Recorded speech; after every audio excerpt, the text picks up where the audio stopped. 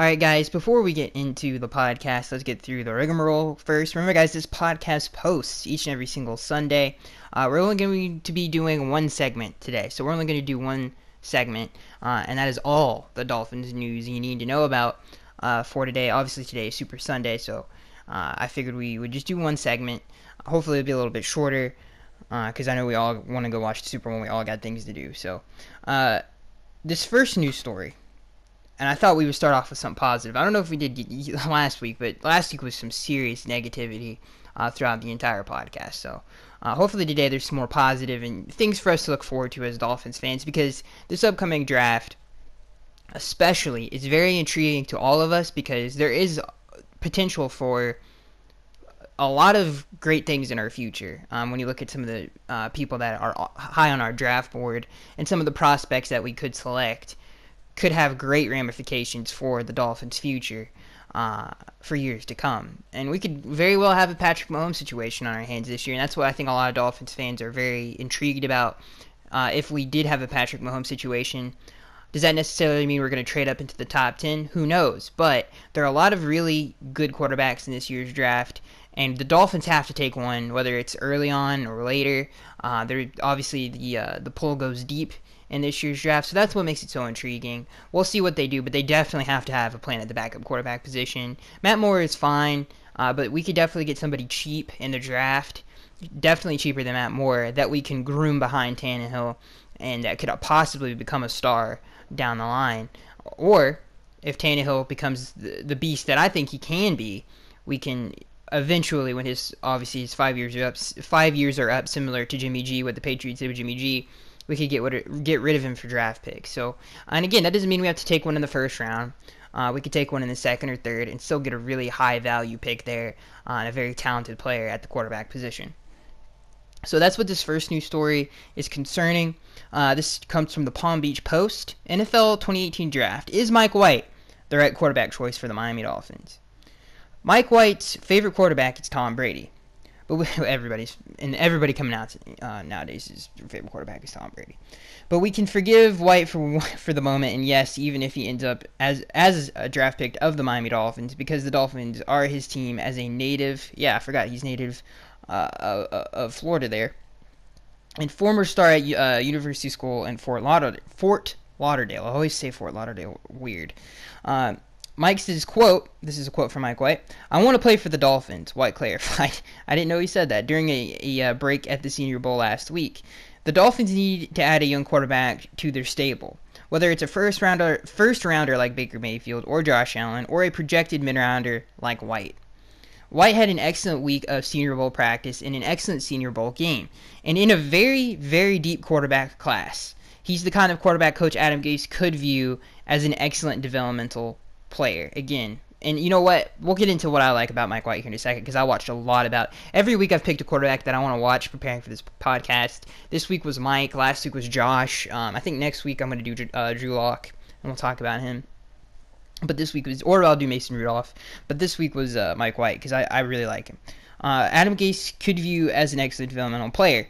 Now this is where it could get a bit awkward.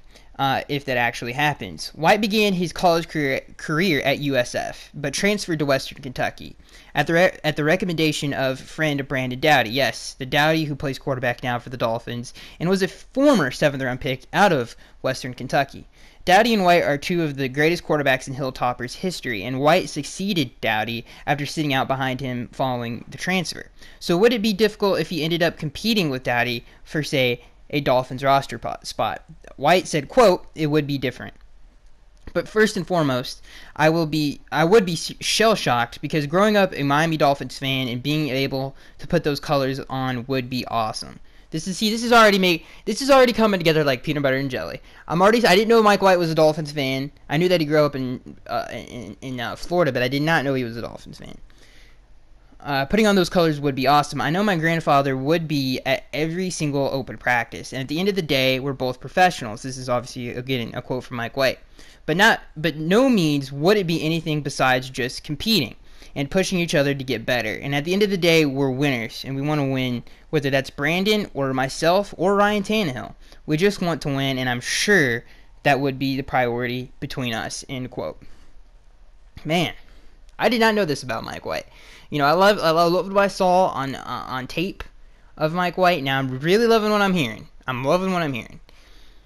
White is now a resident of Boca Raton, training in preparation for the NFL scouting combine. He's a bit of a sleeper, but he has all the physical attributes required, and thus the sleeper tag has sort of been wearing off more NFL teams closely studying him. And he had a great Senior Bowl. He had a tremendous Senior Bowl, and that's what really sparked my interest in him when I was watching the Senior Bowl, and I was watching Baker, and I was watching Josh.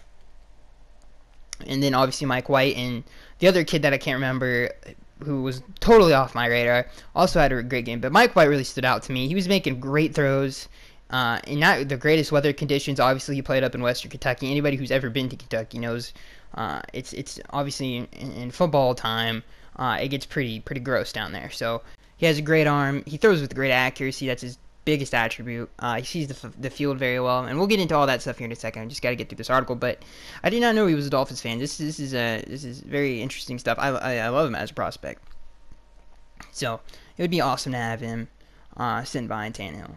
But going on with the article, White is 6'4", 221 pounds, and as important, he posted 63 touchdowns, 15 interceptions with a 66.4% completions and a pass rating of 158.1 at Western Kentucky.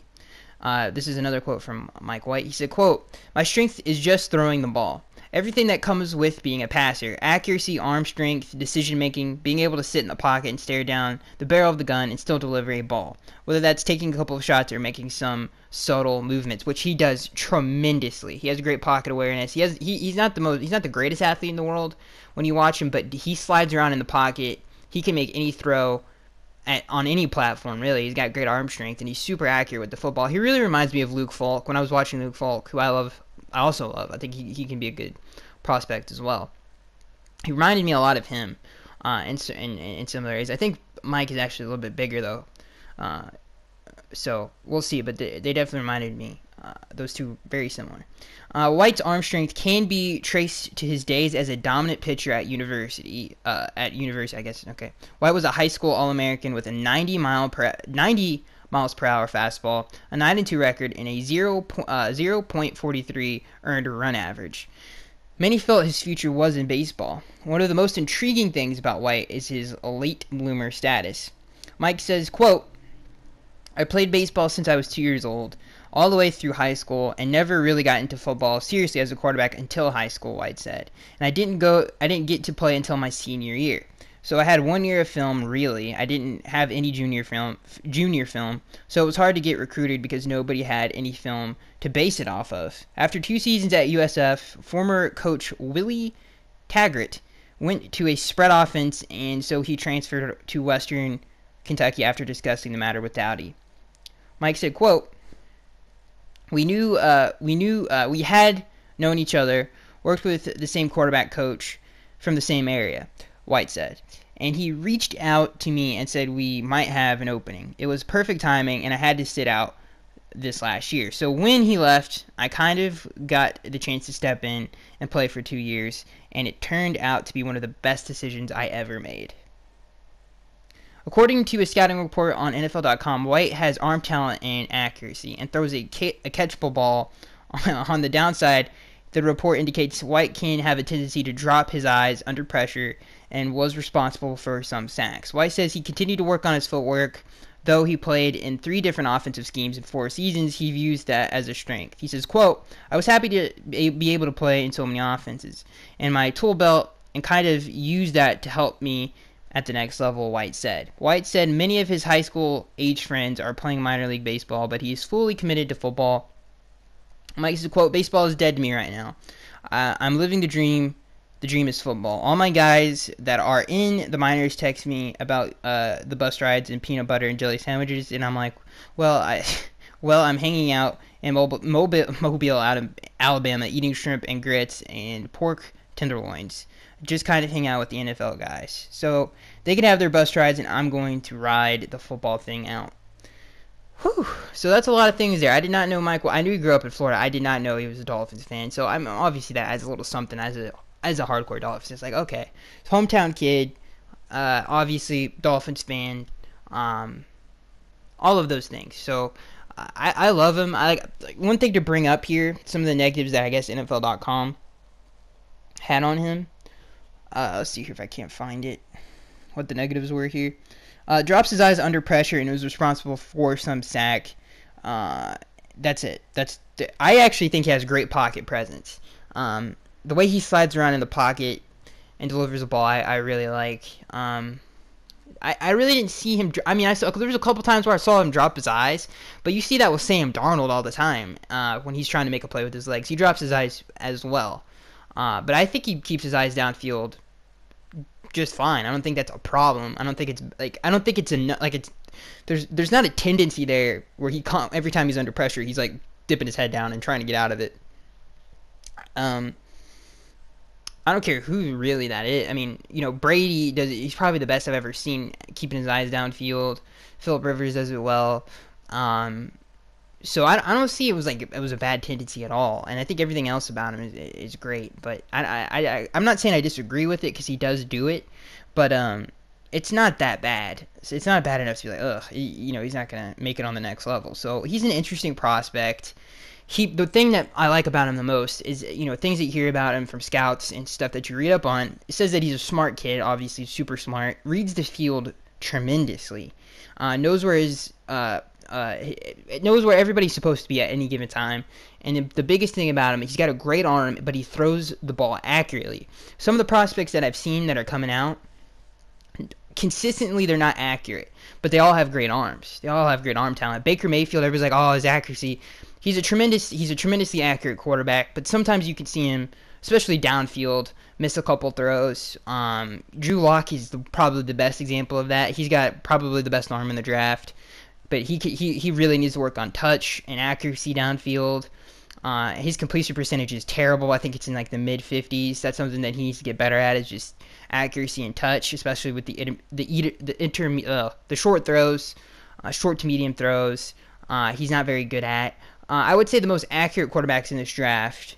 Luke Falk's probably the most accurate, most consistently accurate. Josh Rosen, I would say he's probably the best pure thrower in the draft, but his decision making is a little iffy at times. But I would say Luke Falk probably is the most accurate, I would say, because he's the most consistent. And I would probably say Mike White is up there too with Luke. But I think Mike has a bigger arm. But my point is I don't think there's more. Consistency is a huge thing with me, and I think Mike's one of the more consistent guys. And when he went up against bigger talent like Alabama, he threw a couple picks. I think it was in 2016, and that went the other way. But for the most part, obviously his team was Alabama was way more talented than the team that he was rocking at the time. So I thought he did a tremendous job for what he had, and I like him a lot. I really like Mike White. So. Yeah, I don't know. Let me know what you guys think. I like him a lot. I think he could be a very good quarterback on the next level if given time. I think to be honest with you, I wouldn't be surprised if somebody drafted him and he won. And obviously if he went to like a Jacksonville or somebody like that where he could win the job in preseason, I wouldn't be surprised if he did that because he's consistent. He's smart. He's a supremely accurate thrower of the football. I do like his pocket presence, despite what some of the scouts say. And I don't think that's an issue with him. But, yeah, I really like Mike White. And, again, it reminds me a lot of Luke Falk for some reason. I don't know. I just think they have similar playing styles. All right, so this is some other deep dives into Mike White. This is from Pro Football Focus. 2018 prospect preview. Quarterback Mike White is on par with the nation's elite. Western quarterback Mike White enters the 2017 college season as a day 2 projection for the 2018 NFL Draft, and among the top quarterbacks in the preseason PFF NFL Draft Guide. White ended the 2016 season with a passing grade of 85.5, the fourth highest among 130 qualifying quarterbacks, and his overall grade of 85.7 ranked 10th out of 150 quarterbacks. He has shown composure and patience in the pocket, and his ability to make plays while facing pressure in 2016. He earned a passer rating of 107.4 when he was under duress, the third highest mark in college football. I told you guys. He has good pocket presence. He slides around in the pocket. He makes throws accurately. There was one throw that he made that was insane, that he was just getting dragged down and he just tossed it. He has great arm strength. And that was one of the things that I was watching with him because a lot of the throws that it's typical spread quarterback, offense. We're, tossing around the field, a lot of bubble screens. And you see that with a lot of these prospects coming out. Like Baker Mayfield throws a lot of bubble screens. Drew Lock throws a ton of them. So you see that a lot with some of these quarterbacks. Obviously, they're not. Most of them aren't running pro-style offenses. And that's one thing that I saw Mike do a lot. And then I was like, I'm waiting for him to toss. I was watching a lot of his games, and I was waiting to him really show off some of that of his arm and show his downfield accuracy, because that was getting to be a concern when I was watching him. And man, he can unload it. And he has great accuracy, great arm talent. So to keep going through some of the stats here. He showed good accuracy last season as his adjusted completion percentage of 78.2% ranked him third among 87 quarterbacks with at least 350 dropbacks. His accuracy translated downfield as well, as he earned the highest adjusted accuracy percentage, 60.5, on throws of 20 or more. His passer rating of 122.3 on deep throws was the third highest in college football. I'm telling you guys, there's something special about this kid. I really like, dude. After I saw the Senior Bowl, I was like, I gotta check this out. That was at the end of the stats, by the way. Checked him out, watched a lot of his games, especially 2016 as well. Watched a lot of his 2016 games, most of his 2017 games. I was very impressed. I really like him as a prospect, and I think he would be the perfect fit. Like they're saying, he's a second mid-rounder. Maybe he falls to us, we take him in the second round, no big deal. Put him behind Tannehill and let him learn, and hopefully maybe he'll become something one day. But if Adam Gase thinks he's the guy, then I think he needs to pull the trigger, because you just kind of get the feeling with some of these guys that, like, you can look at a player and be like, yeah, he's going to be special. I'm not saying I see that with Mike White, but there's definitely something there that is very. It just seems like he can make it on the next level, and I really don't have a pro comparison for him.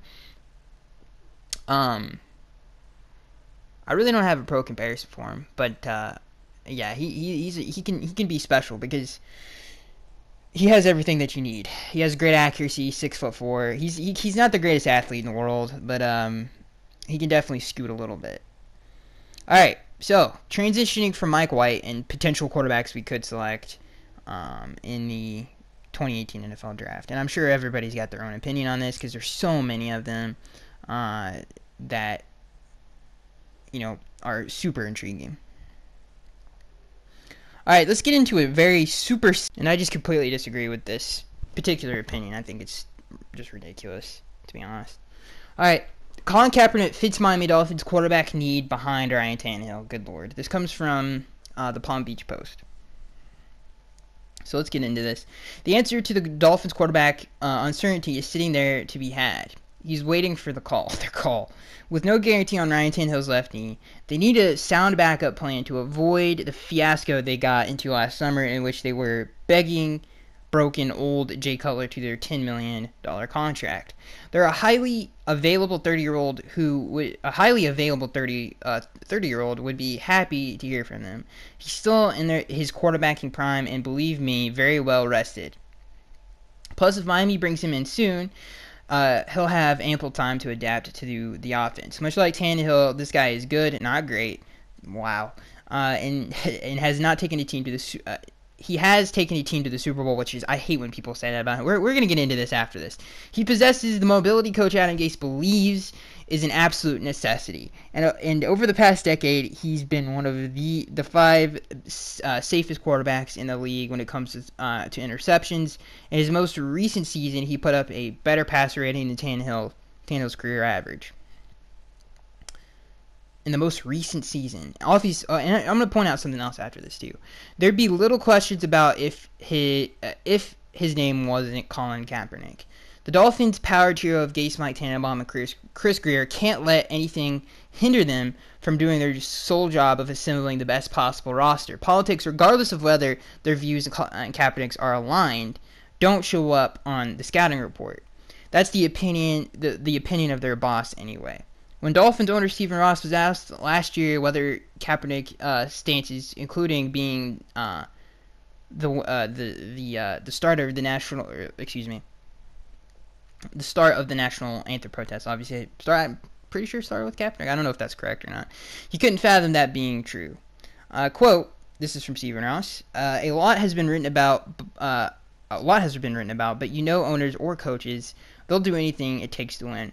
And if he can help them win, I'm sure I would hope they would sign him. Kaepernick can't help the Dolphins win. He wouldn't be coming in to compete against Tannehill, who will be Gase's unquestioned starter if healthy, but he has a proven option, a more proven option than David Fells or anything that they might pick up in the draft, which is so ridiculous. Kaepernick can't help the Dolphins win. He wouldn't be coming in to compete against Tannehill, just read that. It'd be ideal for Miami to find some veteran backup as a contingency, a point underscored by seeing Josh McCown go to the Jets last year and far outperform Cutler for about half the cost, considering how tight the Dolphins salary cap situation figures to be. However, their budget will put serious restrictions on who they can get. So what does a 6-10 team with the limited finances do? It scrolls Craigslist looking for bargains like Kaepernick, finding undervalued assets, and enormously important for a team like the Dolphins. All right, this continues to go on. I think we're going to read a little bit more of this. This is just a bunch of nonsense, in my opinion. Would signing Kaepernick look a little desperate? Probably, but the Dolphins are desperate. Ross unloaded his frustration after the team plummeted out of the playoff race with 3 straight losses to the end of the season. Ross is, you put as much as I put into a team and try to do all the things to win. How you cannot be disappointed? How can you not be disappointed? He said. Doing all the right things to win means basing football decisions on football criteria. The 3 men running this team can't be scared off by the likely public reaction, headache, and companies signing Kaepernick. Okay. He says the football decisions need to be made on football criteria, not politics. You're absolutely correct. So let's start there. Let's start with the football criteria. Is Colin Kaepernick, as this article states, the best option to back up Ryan Tannehill? Absolutely not. Absolutely not. For many different reasons. Okay, is Colin Kaepernick, would he be one of the more talented backups? I guess he would be one of the more talented backups. But is that what the Dolphins need to do? Absolutely not. That is not the best football move. We're coming up on a draft that has the best quarterback class in it for the last, I don't know how many years, and it won't be better anytime soon. So, the fact, you have to gamble. Okay, and I'm not even saying, listen, I guess the argument against drafting a quarterback in this upcoming draft would be, well, what if he gets hurt? This guy has to step in, and he's stepping into the fire. He's not ready yet. Oh, blah, blah, blah, blah, blah. I don't believe that. I think our roster, especially on the offensive side of the football, is filled with a lot of talented skill position players. And I think this offensive line is going to be a whole lot better after this season because there's not a whole lot to fix on it. We just got to get a guard, and that's it. And it's not like, oh, we got to get 2 new tackles. No, we don't have to do that. Even if Juwan James leaves, we can plug in Jesse Davis over there. And at the very least, we select 2 guards in the later rounds or sign one in free agency and then get one in the later rounds. Or Isaac Asiata is groomed enough and is ready enough to take over one of those guard positions. It's not that big of a deal. There are assets there, we can fix that. But even the notion of signing Colin Kaepernick, Jay Cutler, I don't care who it is, any old quarterback that has had success in the past and all this other stuff would be foolish. I think drafting a quarterback for that cheap, there are so many prospects to choose from in this year's draft. We know Adam Gase, the reason he's come up in the ranks in his career is because of the jobs he's done with offenses and quarterbacks in particular. So for him, we all know that the man literally, and people forget, I'm getting off track here, but he made David Fales at least competitive in a game against the playoff team.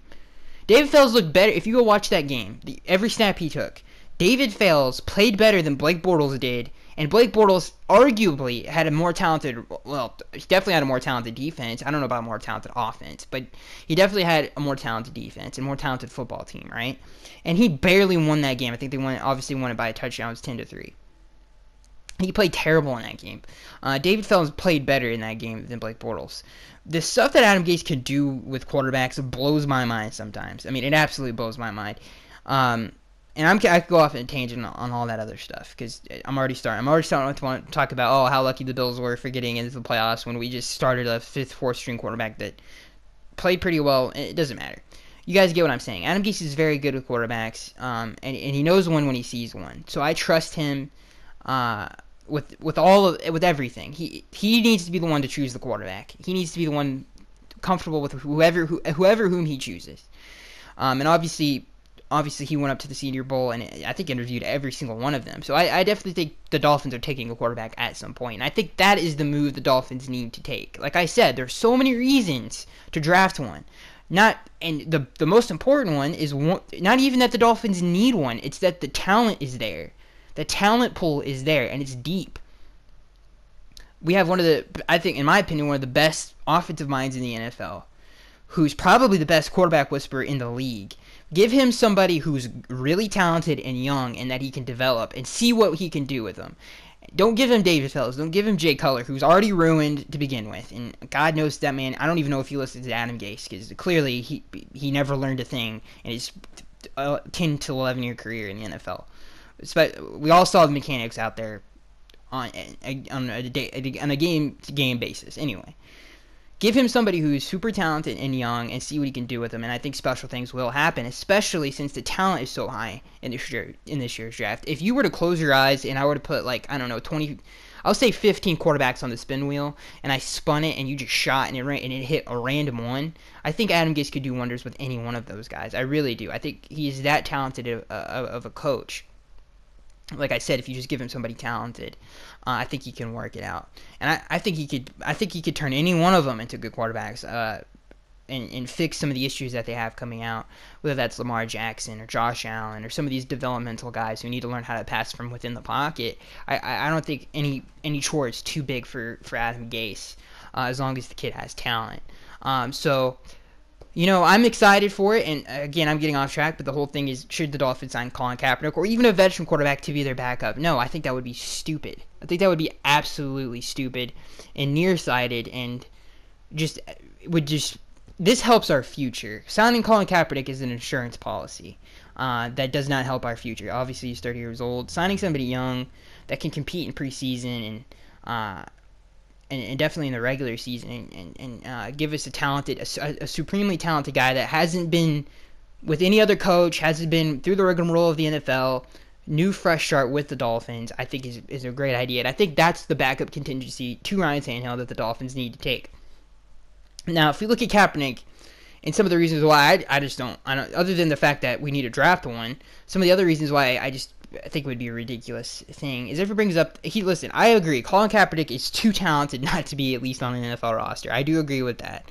I do think he's talented enough to be a backup. I don't think anybody can argue against that, but he's not a starter in the NFL. I don't think he's anywhere near better than Tannehill. Everybody brings this up when they look at Tyrod Taylor and Colin Kaepernick. Now, I'm not saying that that's their play style, and I understand that, but they're not prolific passers. Both of them, when they had their most success, they had great running offenses to complement them. When you think about Colin Kaepernick, the reason he's so popular, the reason he's so famous is because he had an all-time great 49ers team that was built perfectly. That's how you build a dominant football team for years, is get a great D-line, a great O-line, and you start there. And they had both of those things. And they were a dominant football team. And again, like I said, that was one of the best teams of the decade at that point in time, and they were dominant. And that's what Colin Kaepernick was dealing with. And he didn't take a team to the Super Bowl. That team took him to the Super Bowl. I don't care if Alex Smith was the starter at that point. They're going to the Super Bowl. That team was too talented to not at least make a Super Bowl appearance. Obviously, the following year, he still got them back to the NFC Championship game. It wasn't like Colin Kaepernick was, hurting that team or anything like that. But that team was an all-time great team. And his playing style and his attributes fit that team and allowed him to get away with some of his deficiencies as a player. Like, he's not a prolific passer by no means at all. If we count Tannehill's pass attempts with Colin Kaepernick's pass attempts, I guarantee you Tannehill has had especially on an average, way more pass attempts a game than Colin Kaepernick has. Like, even when Harbaugh left and then Chip Kelly came along, and then obviously Sula I don't know even if I don't know how many games Kaepernick, but they were still they were a run first offense. Even when Chip Kelly was there, they obviously the read option and all that other stuff, the misdirection stuff, was the biggest part of the offense. He has never had to put a team on his shoulders as a passer at any point in his career. So to compare Tannehill's stats, two different play styles to each other, I think is absolutely ridiculous. You want to know why he throws less picks? Because he has less pass attempts. If that's the same thing with Tyrod Taylor. Shady's getting the ball almost every down. The goal is to put the ball in Shady's hands. I think he accounted for like 80 some odd percent. I'm not hating on Tyrod Taylor or Colin Kaepernick. I'm just saying that is a clear flaw in their games. They never carry their teams. If you have a strong running game, they can fit in a good defense. They fit that team because they can make plays with their legs, and they can complement the running game with their legs. That's something that they do great. Can you imagine? And again, let's say Colin Kaepernick was never 49er, and I don't want to get off the tangent here, but this is my last point. Even if Colin Kaepernick was never a 49er, to put somebody as that, like an athlete like that on that team, how could it go wrong? How could it go wrong? That 49ers team was great, and to put somebody that was that athletic on that team with the read option and stuff of that nature, of course it's going to work. But again, I think comparing the two to a player that has that kind of a playing style, to compare him to somebody else who plays the game completely different and is asked to do more from a passing standpoint, I think is absolutely ridiculous. And I'm sick and tired of hearing people talk about, oh, Colin Kaepernick is so much better than Tannehill, has so much more of an upside and all this other stuff. That is absolute baloney. Tannehill is so much better from the pocket than Colin Kaepernick is. I don't care what anybody says, he's more accurate throwing the football. He has to do it more. All that stuff.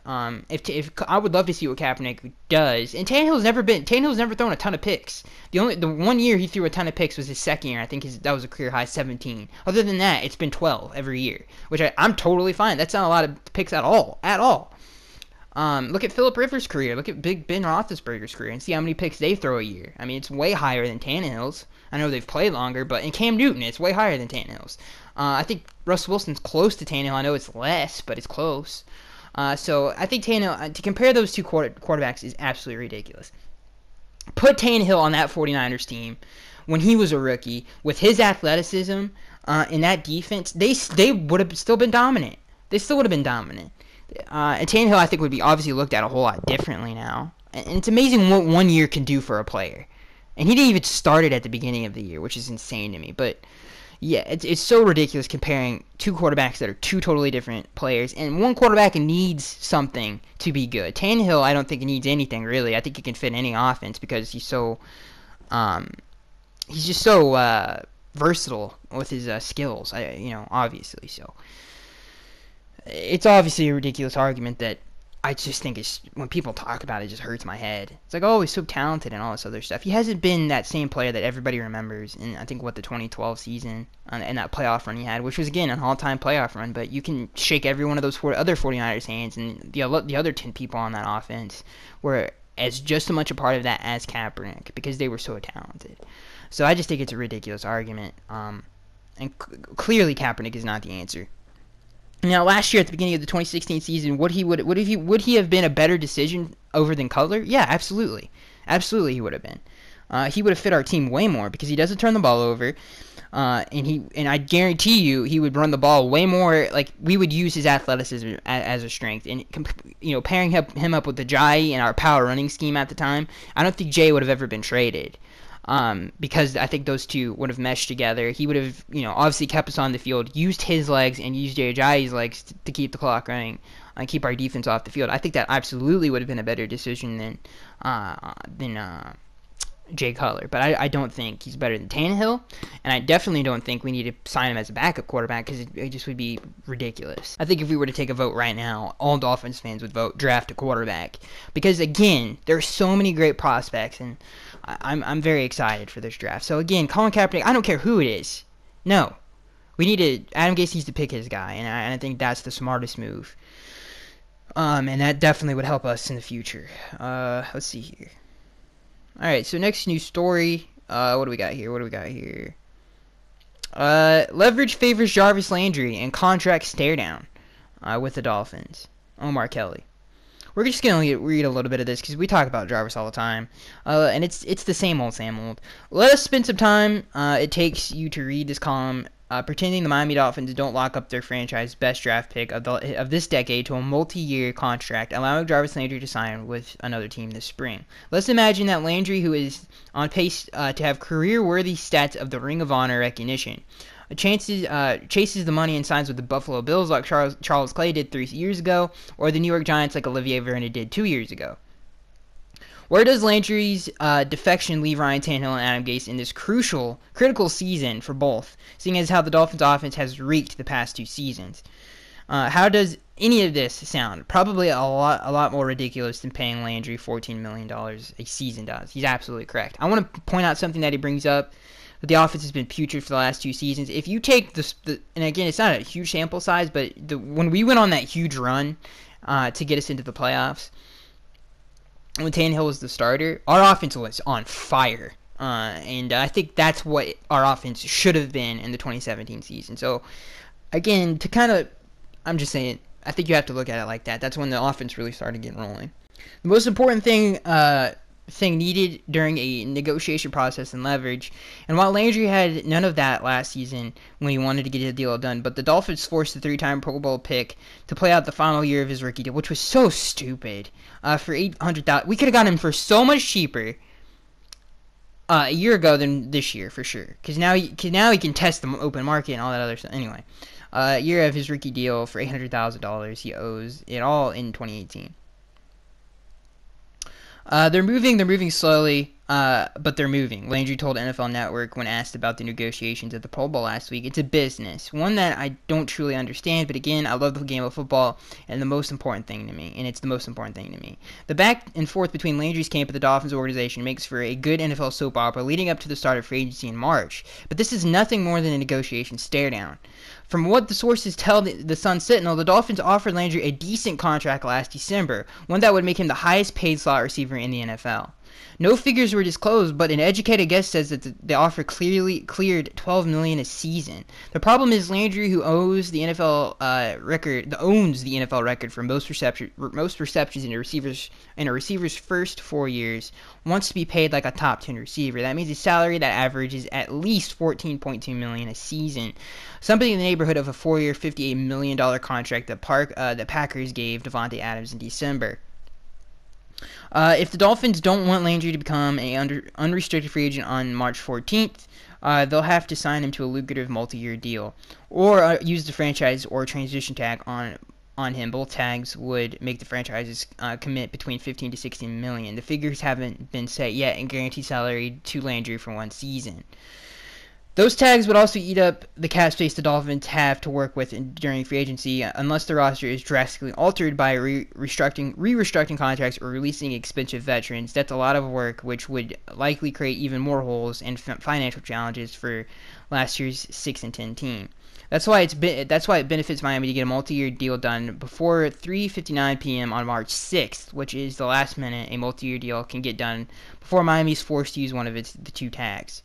So we've got more than a month before something needs to happen, and there is no point in Dolphins fans getting emotional about what's getting said and done between now and then. Everyone simply excuse me. I'm off on a different tangent here. The Dolphins will work hard to scare off other teams in an effort to keep them from poaching Landry, and they just will use next month's NFL Combine to gauge the interest of teams and how much they might offer or that they might be willing to offer. Except Dolphins Vice President Mike Tannenbaum to make Landry the team's best offer hours before they have to use the franchise tag or transition tag. Not using a tag likely means Miami comes to terms with losing Landry and has settled on getting a compensatory pick for his defection. This is how the business of the NFL works, and players such as Landry usually get one shot to secure their financial future, so he better leverage it for all it's worth. Yeah, we get it. Alright, well, it sucks. What else can I say other than it sucks? I hope it all works out. I doubt it will. I did not know the Dolphins. I didn't know that. I did not know the Dolphins offered him $12 million a year. I think he said in 2016. I think I remember hearing something about that, but I totally forgot about it. Yeah, it's unfortunate. He should have took the deal. I mean, the $2 million difference means that much. It's 14 mil. I mean, I don't know. I hate when it comes down to like $1 million. It's like, really, the extra million matter that much? And then I know people are like, yeah, it's $1 million. It's like he's a professional athlete. He can earn $1 million by just getting endorsements in a month, for God's sake. So it's not that big of a deal. You got to quantify it in context. This guy is not, he's not a poor man by any means. Just it's frustrating, man. All right. Well, hang on just a second. All right, here we go, guys. NFL draft prospects linked to Dolphins and mock drafts. All right, so these are all the prospects that have been linked, and people have obviously had us pretend drafting over these past, I don't know, few months here. Quarterback Baker Mayfield. Adam Gase, so this is a little thing. Obviously, our connection to these prospects. Adam Gase has worked with a variety of quarterbacks and understands how to finesse his offense to fit the strengths of his quarterback, which is completely right. USC running back Ronald Jones II. Kenyon Drake really flashed down the stretch for the team, but there is still a big need at running back going forward for an offense that will be in a transition in more ways than one. Jones can run between the tackles well and has kind of the speed that can take it to the house as well. He is not a liability in the pass game like others, and the home run threat he brings is too much for this team to ignore. That's a good one. I do think the Dolphins need a backup running back. Alabama linebacker Rashaan Evans, who I love to death. Another team that could use more athleticism at linebacker. The Dolphins are in prime position to do just that, thanks to a deep class at the position. The latest is a long line of talented linebacker prospects to come out of Tuscaloosa. Evans is a three-down menace who can anchor an entire unit. I absolutely love that. He's a freak athlete who we desperately need in that linebacker core. Ohio State cornerback Denzel Ward. The Buckeyes have produced 4 first-rounders at cornerback the past 4 years. Ward is likely to make it 5 for 5. I think his DB coach said that he's actually faster than Marshawn Lattimore. I think he said he was like the fastest player he coached or something like that, which is insane because Marshawn Lattimore can fly. I can't remember what he ran at the combine, but I remember being fast. So yeah, Denzel Ward.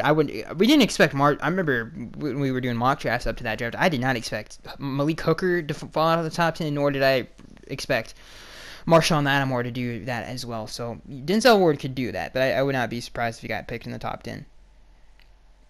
Oklahoma tackle Orlando Brown. The massive 6'8", 345-pounder can bring a physical tone to an attack that has just 4 rushing touchdowns. Yeah, that physical tone is the right thing to say there, because obviously that's something our offensive line lacked, is just a physical, any kind of physical ability at all. We couldn't wear down any defensive line. We were great in pass protection, but we're not physical enough in the running game. Georgia linebacker Roquan Smith, who I think we're all excited about as Dolphins fans. I love him to death. I love Rashaan Evans. That's a close argument. Not a lot of people were paying attention to Evans, but man, he's a really good player. And you can make an argument that he's better. So we'll see.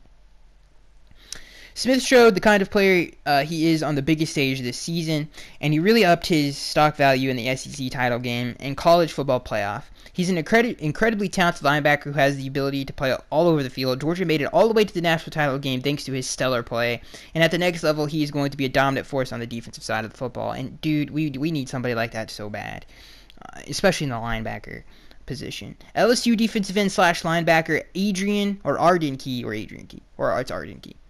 While he might have had some off-the-field concerns, the LSU product has the potential to be an elite pass rusher. Every LSU prospect, every time they're coming out, he's got some issues. And then obviously they go to the NFL, never becomes a problem. I don't even want to go down that list, but there's a ton of them. Yeah, I love him to death too. I think he can be, and I wouldn't be. Again, I just want to take the best player available. If we don't pick up quarterback, I just want to take the best player, available. I think that probably is going to be Roquan Smith. I'll probably be upset because I wouldn't be surprised if the Raiders took him. But Rashaan Evans probably still going to be there, and those two are so similar in terms of just talent. So I think you're splitting hairs there when you debate who's better. LSU running back Darius Geis, I think is how you say his name. Yeah, I don't know about that one. He's a pounder, and I think he definitely would complement Kenyon Drake. This is a fan favorite. FSU safety Derwin James. The Dolphins were hoping to upgrade at the safety a year ago in the draft, but they didn't have the opportunity to select one of the future safeties. Definitely would be amazing having somebody who's a playmaker like that in the back end. In my opinion, obviously people bring up Mika Fitzpatrick and some of the DBs in this draft. I think he's one of the best. Josh Jackson, there's a lot of really good DBs, but I think Derwin James has the potential to be a superstar on the next level and a perennial Pro Bowler. He's that talented.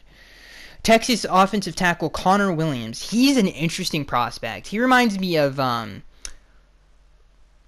I can't remember his name. The guy the Chiefs, Luke Jokel, I think is who the Jaguars took. But everybody was raving about him in the draft. I'm like, I don't see it, guys.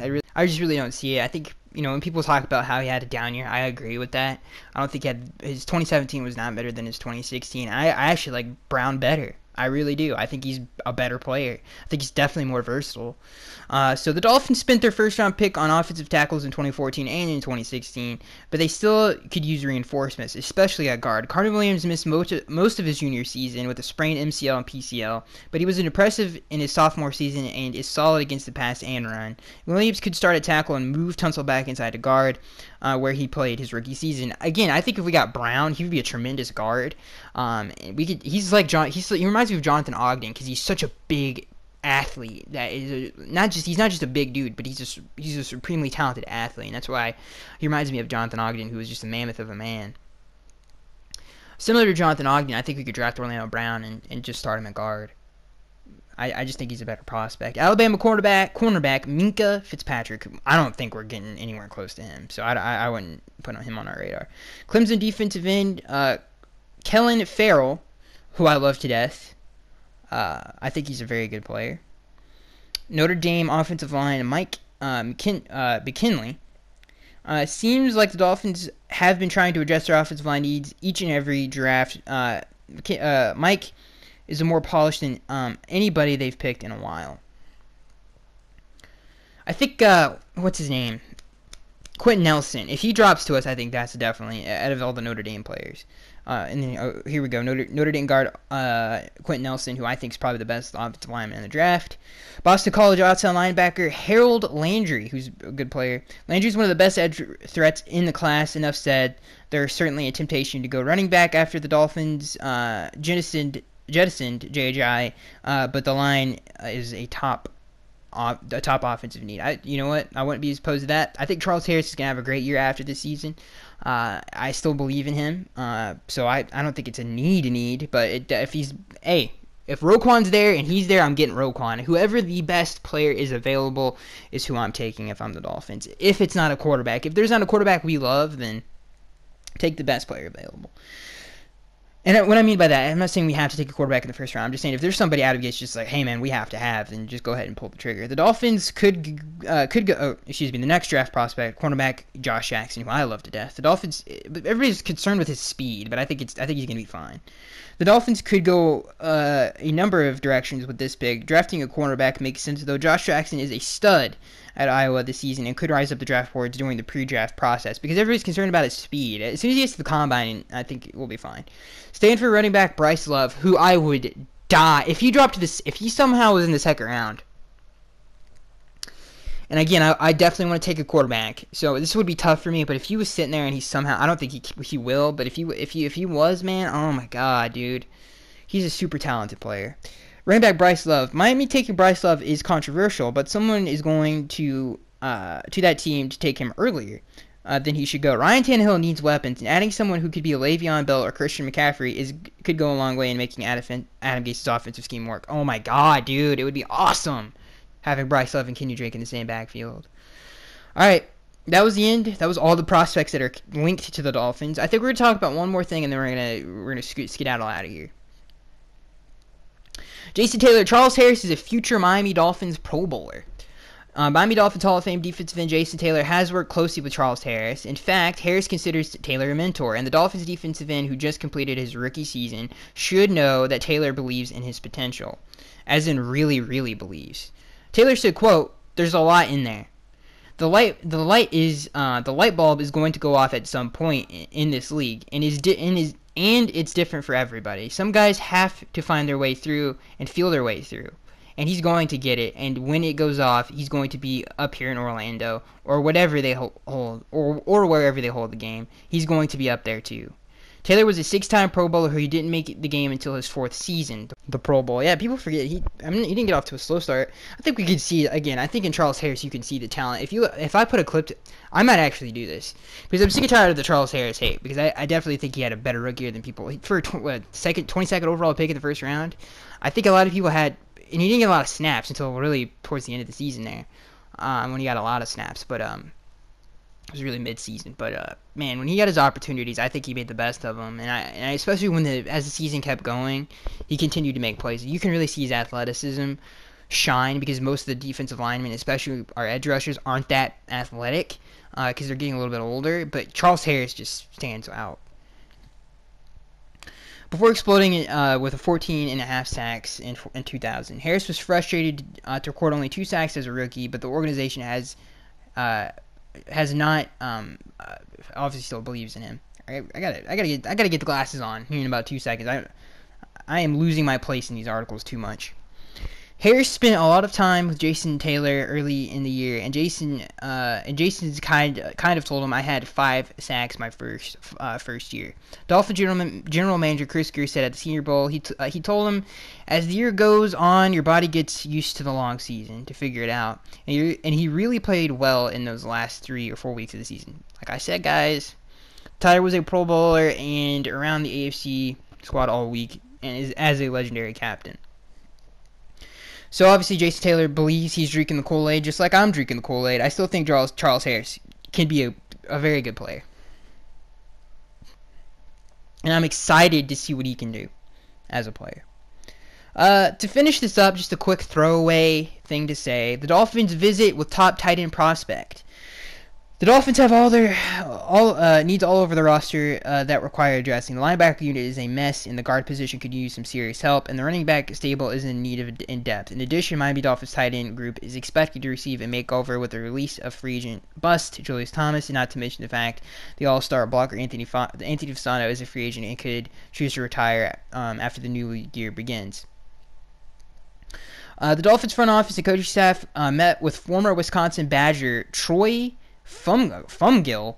Oh, got it. Fumgill. I don't know how to say that name. I'm terrible with names. And during last month's Senior Bowl, the 6'5", 247-pounder towering tight end was an integral piece of the Wisconsin offense that took them down to the Miami Hurricanes, and took down the Miami Hurricanes in the Orange Bowl, despite having just 9 fingers after having to amputate at birth. Yeah, Ryan Tannehill needs. So for some of his stats, he caught 97 balls for 1,127 yards, 6 touchdowns. Scouts at the NFL level believe he can surpass those numbers in the right offense. Wow, that's pretty crapping crazy. People think he can. If he had a rookie season, that's the best rookie season for a tight end in NFL history. If he had those kind of numbers. But yeah, obviously Wisconsin pro style offense would fit our offense. I think a lot of under center stuff, and I think he would definitely. It would be easy for him to acclimate to that. There's a couple other tight end prospects that I think I like a little bit more than him, but definitely something that the Dolphins need to keep an eye on is the tight end position. And dude, AJ Derby, don't forget about him either, because I think he can be a good player. All right, boys, that's been it. That's been the podcast. I hope you guys enjoy Super Sunday, and I'm Skagster1083. I'll see you guys in the next one.